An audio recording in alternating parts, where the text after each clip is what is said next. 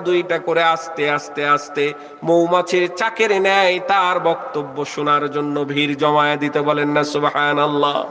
এই লোকমান হাকিমের কথা যখন দূর দূরান্ত পর্যন্ত ছড়ায়া গেল, তার মনিব বলছে, তার মালিক বলছে, আমার রাখাল নাকি খুব বড় ব্যক্তিত্ব, তো দেখি তার একটা পরীক্ষা নিয়ে নি। রাখালকে বলছে, যাও তুমি ছাগল একটা কাটো। ছাগল কাটার পরে উৎকৃষ্ট মানের দুইটা বস্তু আমার কাছে নিয়ে আসো।